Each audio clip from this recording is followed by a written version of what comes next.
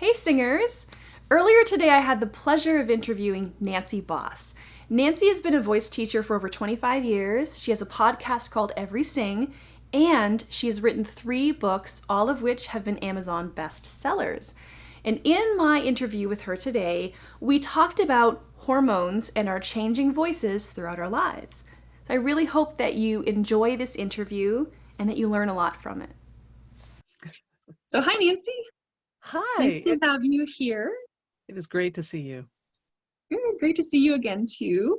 So I'm super excited because this is an interview that we've talked about doing for many months now, and we held off a little bit because of your new book. And I do Yes. want to spend some time talking about that, and I'm super excited. Tell us a little bit about the book, please. The book that I've just released with my co-authors, Joanne Bozeman and Kate Fraser Neely, is called Singing Through Change, Women's Voices in Midlife, Menopause, and Beyond. And so it's a book that's about the hormones and the life journey that women go through between the ages of, I don't know, late 30s. Midlife technically starts at age 40, all the way through the end when we all have this incredible passion for singing, but our hormones are messing with our voices in some cases at an unprecedented level. And we have complicated lives. Things are always changing underneath us, either with aging parents or with our children or with our marriages or life or careers. It just seems like it never settles down, which impacts the voice. And then eventually, for most of us, some health issues come in that impact the voice. So that's what that book is about. Exciting. Yeah. Great.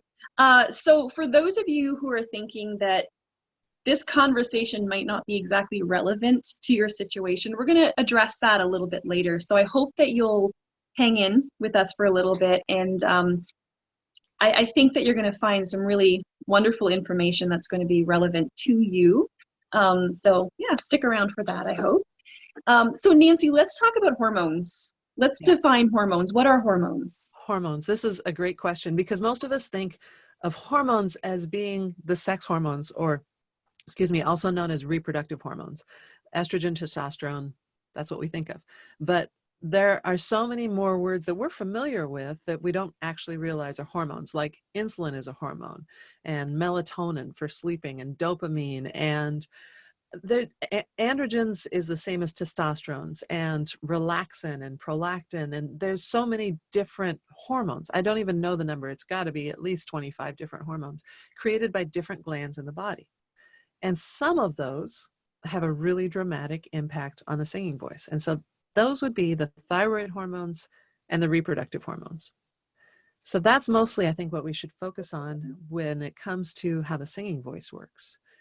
Um, all women have a little bit of testosterone. All men have a little bit of estrogen. So when we talk about these reproductive hormones, it isn't like, oh, you're a testosterone, you're an estrogen. No, we're all a little bit of both. And of course, we know that the population varies dramatically on how much of those hormones is their normal amount that they have in their bodies. Sound Right. good? Yeah. That sounds great. That sounds great. So I think that puts it in context a little bit and helps us understand sort of the scope of the influence of hormones on Hmm. our bodies. Yeah, So that's a that's great right. segue into how hormones influence our singing. Yep. The male reproductive hormone, testosterone, that has an impact on men and women. And, the most dramatic moment in a male vocal life is when they have their adolescence to teenage years voice change. And that is a complex, that voice change, which for some boys is over in a couple days. And for some boys, it can last for a long, long time. That very dramatic voice change is partially because their body is now flooding with testosterone, which is changing the length of their neck and the shape of their neck and their jaw and the shape of the vocal folds. And this causes this machinery inside the throat to all just get out of alignment. And so they simply don't have the control that they'll have later on once things settle down. And it's sad.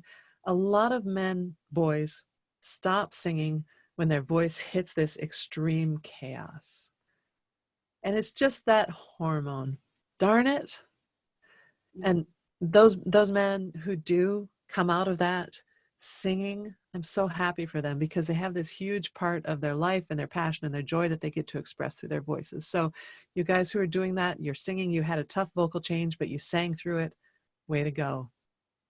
Yeah, it's one of those cases where you just sometimes have to just kind of wait it out a little bit, Mm-hmm. wait it out, and there's a period of extreme awkwardness. Yep. And then eventually the voice does settle. It starts to find, what it is and what Yep. it's going to be. And then, yeah, and then it's, we in the voice world, we often talk about how the pubescent voice is kind of like a brand new voice, It is. right? You have to Or learn how to use a new voice. it's Yep. like a toddler again, where it's learning to walk, and it's a really awkward, tough time Yep. in a guy's life. But if they just stick it out and they just learn to walk again, it really pays off in the end. You got it. But there is a further complication because after that massive growth spurt and the voice seems to have settled down, it's still changing slowly over the next 10 years. You can tell the difference when you're talking or listening to the singing voice of a 16-year-old versus a 26-year-old male. You can kind of tell that person's age by their voice, right? And so a 16-year-old may be identified as, oh, you're a tenor, you're a bass, you're a baritone, you're a mezzo, I guess, a contralto. But moving on through time, maybe even if that person majors in voice in college, they might come in at 18 as a different voice type than they come out at age 22, just because of the hormones. Mm-hmm. Yeah, and that's important for singers to remember, is that there's a certain maturation that needs to happen with their voices for both males and females. And even though they're with guys, their voices may have gone through the voice change, that doesn't necessarily mean it's settled into Right. what it will be.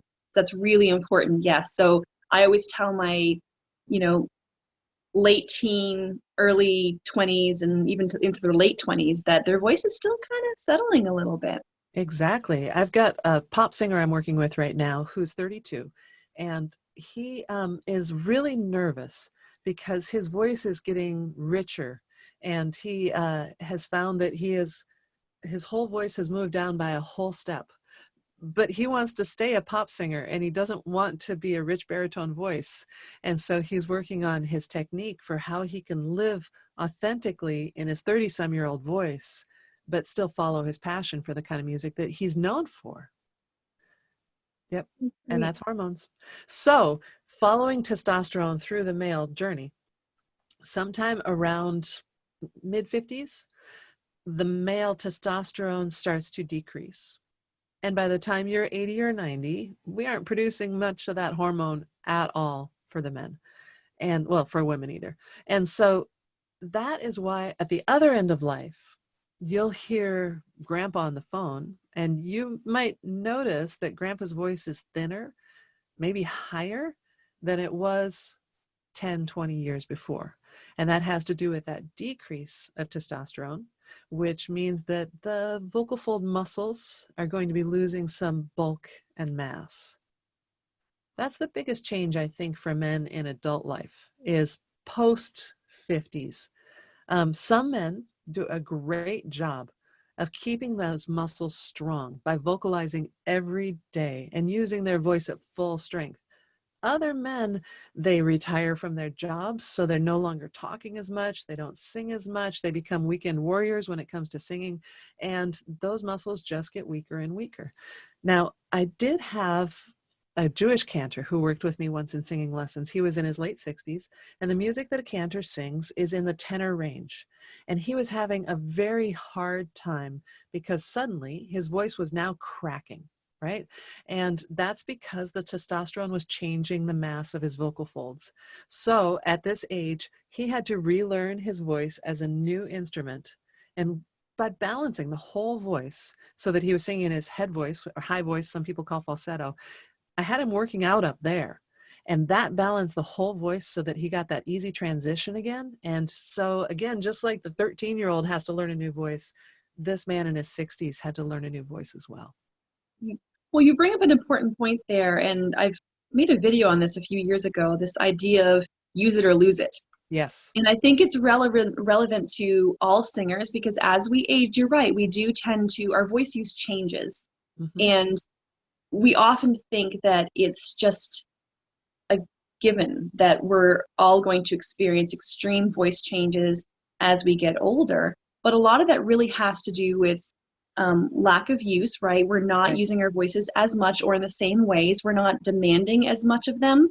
So Yep. they do become weaker, and also sometimes underlying health issues Yes. that can affect the voice. And um, people kind of think of it as, singers sort of think of it as almost a death sentence for their voices, but it doesn't have to be.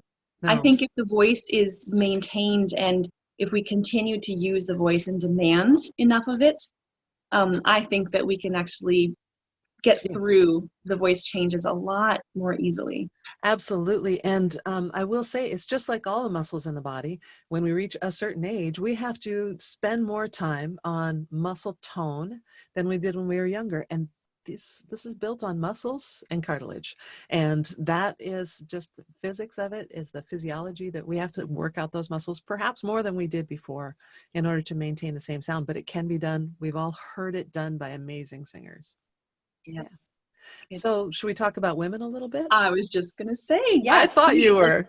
Yeah, yes, because obviously that's what the book is focused on, and Yeah. that's what you and your co-authors have spent so much time Mhm. researching. This is years in the making, this book. It was. And one of the key things that we found that isn't going to surprise anybody is that people judge older women singers sometimes inaccurately, just like, oh, she's in her 60s, she's not going to be any good, or she's in her 50s. And that's because we have this easy answer that a woman's voice after 50 is not going to be interesting. She's going to have vibrato problems. She's maybe no longer sexy, or who knows. I'm sorry, I'm still sexy and I'm over 50. But at any rate, the thing is that it may be different. The voice post menopause may be different, but it's still wonderful. And there's still a huge message that can be shared. And you can watch anyone who's a celebrity who's over 50, and there are hundreds of those women now who are singing, who were superstars in the 1980s, 1990s, and they're still singing brilliantly. The leader of the pack is Mavis Staples, and such a story to tell. And what would we do without those women? So yes, maybe reevaluating what you expect from those voices, but cherishing those women's voices. Don't shut the door, don't close them out. Just because you have a backup singer who is maybe, for instance, there's a woman who sang on Weird Al Yankovic's international tour last year who's 62 years old. She's fit. She's beautiful. She did a great job with the backup vocals. If Weird Al would have had a concept in his head that he needed a 25-year-old singer, the door would have been closed on her. But instead, he got a super talented woman who really knows her stuff singing his backup vocals. So I think there's a lot of gifts that are brought by listening to and hiring women who are midlife and beyond. So that was one of the key concepts going into the book, is women are being discriminated against because of their vocal ages. And sometimes women are discriminating against each other and against themselves. They're making a choice that my voice isn't what I thought it would be. When I was 22, I had this light, beautiful, airy voice. And now that I'm 52, I don't. This isn't me. I've always had this low voice. But this is an identity crisis that women go through. So maybe I should back up a little bit and talk about the actual hormones that we're talking about. Yes, please. Yeah. So girls, just like boys, go through a voice change in their middle school years. We generally do it gradually, and we don't have voice cracks. But some of us do have voice cracks. And I was one of those, that I went from a child's voice to this voice. And over, I don't know, 2 weeks, my voice was cracking. And of course, I had gender identity issues, because apparently no female in the history of the world's voice had ever cracked at age 12. And so I just was silent for a couple of weeks until it settled down, right? This is tough stuff. But what it turns out is that there were a lot of girls, and always have been, who go through something similar. And again, it's because our necks are growing, and our change of our shape of our face, and the hormones impact the shape of the vocal folds. So that happens to girls as well. Now, boys generally drop an octave as a rule. Girls generally, now this isn't what I've seen in my studio, but the scientific studies show that girls generally drop a third. I don't know about you, Karen, but what I've seen in my studios is that girls generally drop a whole step. Have you noticed any kind of trend with teenage girls? I primarily work with adults. I have Yeah, very few totally. teenagers in my studio, and they're older teenagers. So Yeah. I Well, can't really say that I know. Yeah. I Or have wrote the book, The experience. Teen Girl Singing Guide, and I thought about including this information in that book. And I didn't, and I think I'm going to go back with a summary right now and include this because it's just really important for girls to realize they're not alone in their voice changes. So that being said, unlike the boys, with the influence of estrogen on the vocal folds being really strong in the late teen years, the female voice usually matures in the late teens, early 20s, and it's pretty stable except for monthly cycles. So from say age 20 to 40, that voice is going to be pretty consistent, and we can literally map out when our good voice days are going to be and when our bad voice days are going to be based on our monthly cycles. And there is a tradition in some areas of singing that women do not sing on 2 or 3 days during their menstrual cycle because they know they're going to have vocal fold swelling and that the mucus is going to be extra thick and it's just not going to go well. Right. And doesn't that make them more susceptible to things like vocal hemorrhage? There, Right. yes, If there's they're a period. There's a period. I shouldn't use that word. There is a time right before the period when any screaming or high belting, the voice is simply more susceptible to a breakthrough bleed on the vocal folds, which can be career-ending if it's not handled appropriately. So it doesn't happen to most of us, but it is more likely to happen to any women on a couple days right before their period. So the key thing to take away is if your voice suddenly goes from singing to hoarse, or if you feel like something pops in your throat, oof, what a terrible idea that is. But you go from, I was singing along fine, I hit that, that high G, I belted that puppy out, and suddenly I didn't have a voice.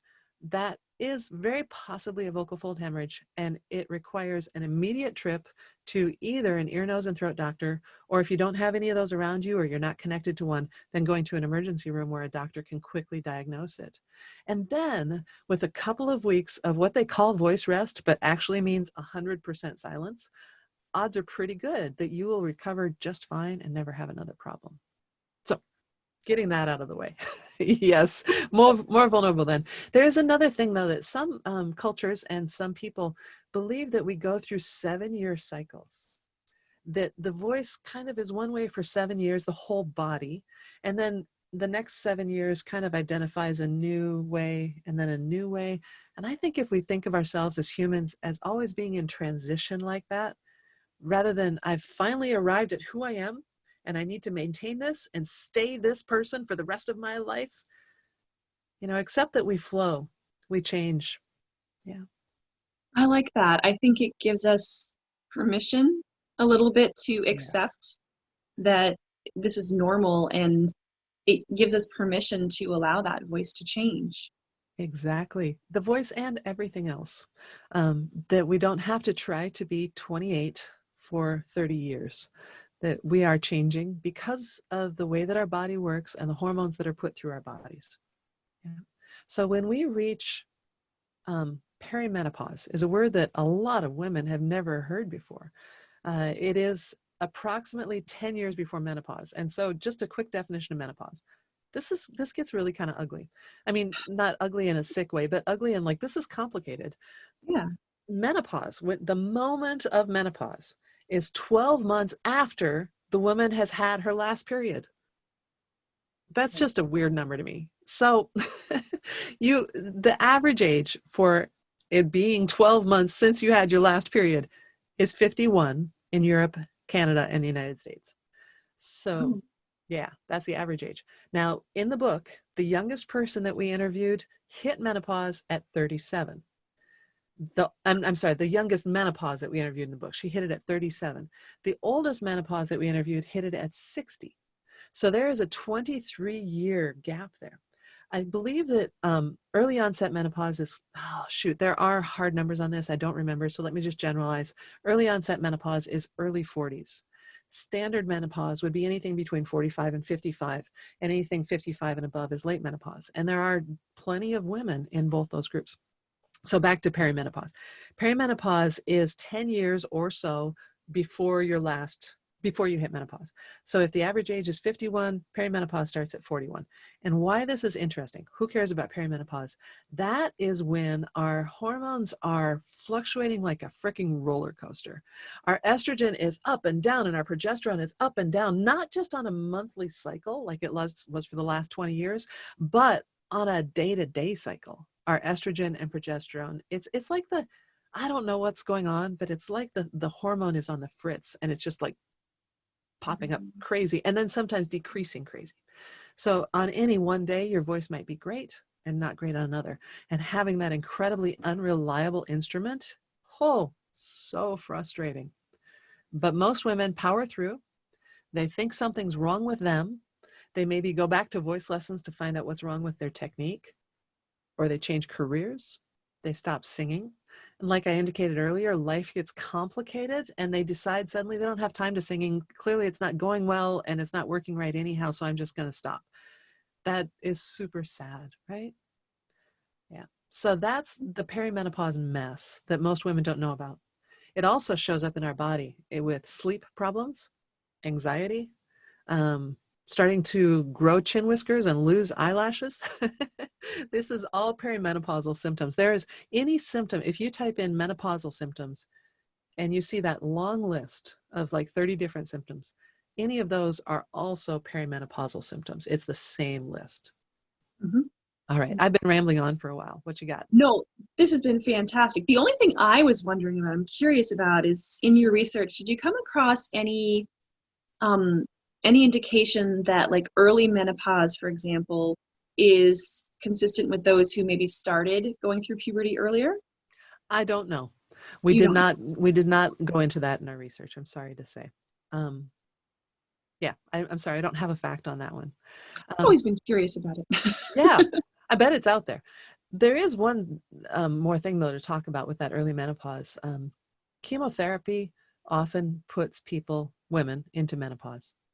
So it can be temporary menopause or permanent menopause, but the impact on the voice is exactly the same. The chemotherapy is shutting down the estrogen, and so you're going to have that voice change that menopausal women have. And that can be at 25, 35, 45. How So about chemotherapy with men? with Have men, you? I don't know the research on that. I don't know the impact of chemotherapy on testosterone. Yeah. Okay. I would imagine, though, that it would do something similar, and that muscle wasting is definitely something that comes along with chemotherapy, and those are muscles in the vocal folds. So if you are unfortunate enough or fortunate enough to be able to do chemotherapy, that's something to keep in mind for your singing voice. Yeah. So speaking of changing women's voices, Mm-hmm. it seems to be assumed that all women, as they get older, are going to develop a vocal wobble. What do you Yeah. say about that? I could literally go on about this for an hour, but let me try to be really succinct. It's complicated is the answer. The changes as we age, our shape of our face and our neck continues to change. You know how that a person in their 60s, their nose seems to be a different size than it was when they were in their 30s or 20s. And that is going on inside the whole body. So that being said, the human instrument is changing, the shape of the instrument. And we've already talked about how the muscles are changing in mass. A lot of people still expect to hear what they sounded like with the old instrument. And they make these little muscle tweaks, these little changes that cause tension in their throat or in their breathing that can set us up for this wobble because it's not an efficient machine. And so it's a great idea for anybody who's experiencing a wobble in their voice to go get voice lessons from a functional teacher who is going to help them find out what their voice's optimal sound is now, not what it was 30 years ago. But there are other issues that you can control without having to go see a voice teacher. One is, do you have any abdominal strength? If you don't, start doing your sit-ups, start doing your crunches and your planks, because that abdominal strength can be an issue with creating the wobble. Another one is tongue tension. If we're holding our tongue really tight, Or if we've got a really big sound in the back of our throats, that can make this wobble sound more pronounced than a natural vibrato would be. So it is complicated, and it's worth talking to an expert about to get to the bottom of it. And that was actually one more question I wanted to ask. How important is it, do you feel, for singers to continue to study with a voice teacher? Or if not continuously, but periodically Yes. resume voice lessons as they go through those different changes? You mentioned 7 years, how some people believe that the voice kind of changes every 7 years. So maybe every 7 or so years, taking a year or two of voice lessons. How important is that for singers? I think that is essential, but there is one little asterisk beside this. I'm sure that doesn't surprise you. The teacher that you are seeing needs to not have a preconception of how you sound. One of the women in our book had been studying with a teacher. The woman in the book, I can't remember her name in the book. We made up names for him, and I can't remember it. She was 52, and she still had in her head her 22-year-old voice. And the teacher that she was studying with was trying to help her maintain that 22-year-old voice. That wasn't going to work. That wasn't going to fail. That was totally going to fail. So instead, she switched over to a new teacher with a new set of ears who said, I hear tension in your sound. What happens if you relax all these muscles? What happens if you breathe with a rib cage now that isn't flexible with soft cartilage, but it's more rigid? This is going to change how you breathe. So perhaps finding a teacher who's either got the concept in their mind that I knew your voice before, but you're different now, or a whole new teacher who doesn't know your voice at all. Checking in, I think, for a series of 6 or more lessons every 7 to 10 years is a great idea. Or any time that you are running into, like, what is this voice coming out of me? Go work with somebody, a new set of ears. Yeah. Thank you. Yeah. I guess the only other thing that I'm curious about is, I'd love to know how we can tie this all in for singers, because I promised at the beginning that this would be relevant for everyone. And I think that there's been some fantastic information that you've shared. So thank you. So how do we cope with this, male, female? How do we get through those 80 years of change? Well, however many years it ends up being in the end, right? Yeah. And I personally think that one of the biggest things, I know you agree with me, one of the most challenging things about being a singer is our egos. Putting ourselves on the line and becoming vulnerable for other people to listen to, that is because it's our hearts and our souls when we sing. And if you don't have confidence in your own voice, or if you think the listener doesn't have confidence in you.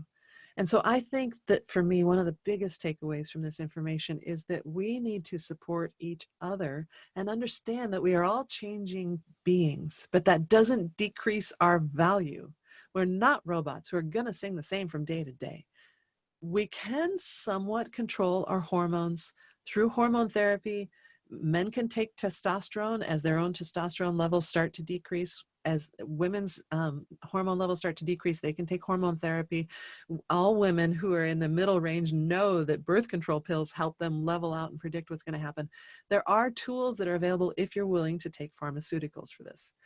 But either way, we are flexible, changing human beings. We are not immortals and we're not robots.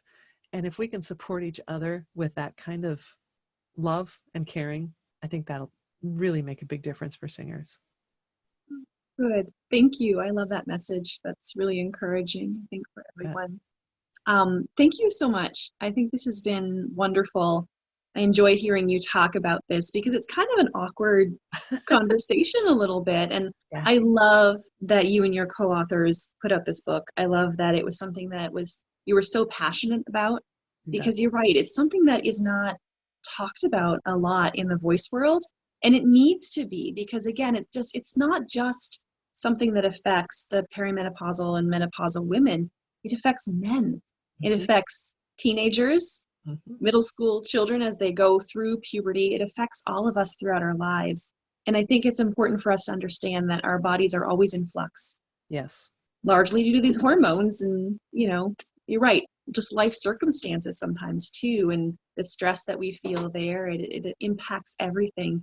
And I think it's important for singers in general to know these things, to understand them, and to embrace the fact that sometimes their voices will not always be what they used to be or what they expect them to be, but that doesn't necessarily minimize their contribution to the singing world, or Yep. it definitely should not make them stop singing. Right. And I mean, like, I know that's a big thing for you, is that everyone should be singing. Everybody deserves to sing, whether they do it as a career or not, whether it's just their bathroom, like, shower singers. I mean, everybody should be singing because it's such an important thing. Yeah, it's a huge part of who we are as human beings. And when our voices maybe start to do things that we don't expect them to do, the first thing that we do is blame ourselves. Mm-hmm.